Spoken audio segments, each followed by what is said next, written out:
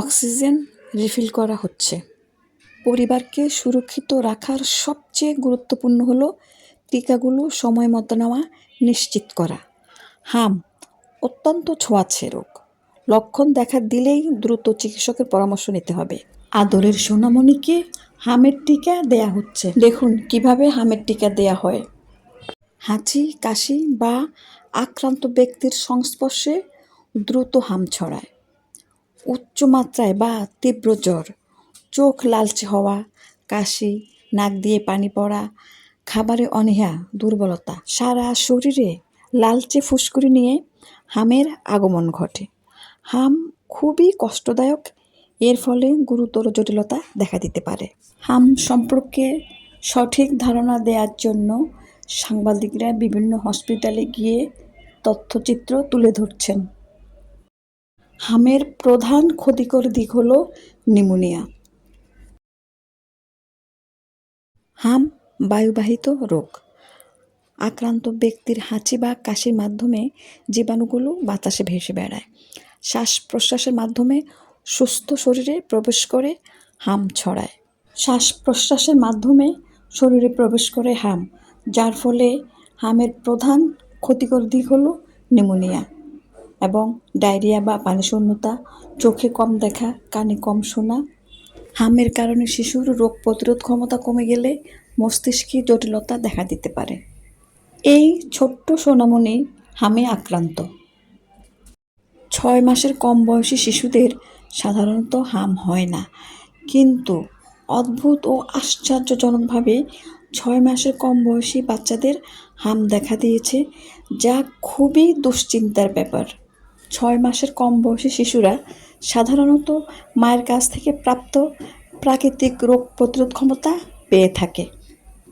Vitamin A এর অভাব হলেও হামের ঝুঁকি এবং তীব্রতা বেড়ে যায়। পুষ্টিহীনতার কারণে রোগ প্রতিরোধ ক্ষমতা কমে যায়। আইসিইউর বাচ্চাগুলো হামের যন্ত্রণায় কষ্টে কাতরাচ্ছে। হাম ফিরে আসা একক কোনো কারণ নয়, গত কয়েক বছর জমে থাকা টিকাদানের ঘাটতি। টিকা নেয়ার 2 থেকে 3 সপ্তাহের মধ্যে শিশুর শরীরে প্রতিরোধ ক্ষমতা গড়ে ওঠে। অনেক সময় টিকা নেয়ার পরেও পর্যাপ্ত ইমিউনিটি তৈরি না হলে হাম ছড়িয়ে পড়ে। হাম ভ্যাকসিন প্রতিরোধযোগ্য সংক্রামক রোগ। শিশুর নিরাপত্তার জন্য সঠিক সময়ে টিকা নিতে হবে। টিকা না নিলে শুধু শিশু নিজেই নয়, আশেপাশের অন্য শিশুরাও ঝুঁকিতে থাকবে। সঠিক সময়ে টিকা না নিলে 2টি ডোজের মধ্যে অনেক বেশি ব্যবধান হলে, ডোজ অসম্পূর্ণ হলেও হামের ঝুঁকি বাড়বে।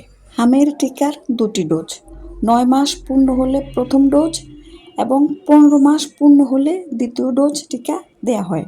হামে রোগীর সুস্থতার জন্য ভিটামিন এ, সি ও প্রোটিন সমৃদ্ধ খাবার দিতে হবে।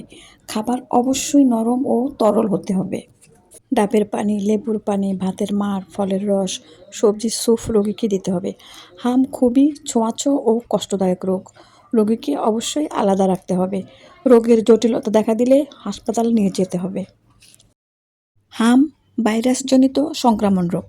নির্দিষ্ট কোনো অ্যান্টিভাইরাল চিকিৎসা দেয়া যায় না। রোগীর জন্য অ্যান্টিবায়োটিকের প্রয়োজন আছে কিনা তা পরীক্ষা নিরীক্ষার মাধ্যমে ডাক্তারবাবু সিদ্ধান্ত নিয়ে থাকেন।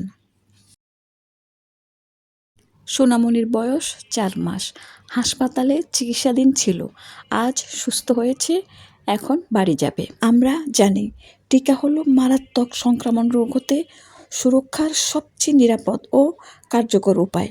টিকা শরীরে রোগ প্রতিরোধ ক্ষমতাকে সক্রিয় করে ভাইরাস বা ব্যাকটেরিয়ার বিরুদ্ধে অ্যান্টিবডি তৈরি করে দেহকে সুরক্ষা দেয়। অর্থাৎ টিকা হলো নিরাপদ সুরক্ষা। আপনার সন্তানকে সঠিক বয়সে সঠিক সময়ে টিকাগুলো দেয়া নিশ্চিত করতে হবে। কেমন? টিকা হলো জনস্বার্থ রক্ষার্থে অন্যতম সরকারি কার্যকর পদক্ষেপ, যা শরীরে রোগ প্রতিরোধ ক্ষমতা বাড়াতে সাহায্য করে। টিকা শুধু সুরক্ষাই দেয় না, বরং হার্ড ইমিউনিটি তৈরির মাধ্যমে পুরো সম্প্রদায়কে, বিশেষ করে শিশু ও বৃদ্ধদের সুরক্ষা নিশ্চিত করে। জাতীয় টিকাদান কর্মসূচিতে বাংলাদেশ সরকারের সফল উদ্যোগ। শিশুর জন্মের পরপরই বিসিজি টিকা হতে শুরু করে 15 মাস বয়স পর্যন্ত 10টি মারাত্মক সংক্রমণ রোগের বিরুদ্ধে বিনামূল্যে টিকা দেওয়া হয়। জীবন বাঁচাতে অক্সিজেনের ভূমিকা গুরুত্বপূর্ণ। হাসপাতালে মুমূর্ষু রোগীদের অক্সিজেন দেওয়া হয়। টিকা হলো রোগ সৃষ্টিকারী জীবাণুর বিরুদ্ধে শরীরের একটি রক্ষাকবচ।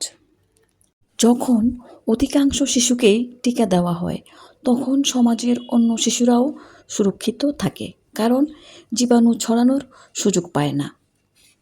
নির্দিষ্ট সময়ে সঠিক টিকা দিলে শিশু মৃত্যুর ঝুঁকি কমে এবং সুস্থ ও নিরাপদ ভবিষ্যৎ নিশ্চিত হয়। সংক্রামক রোগের প্রাদুর্ভাব রোধে টিকাদানই সবচেয়ে কার্যকর এবং নিরাপদ পদ্ধতি।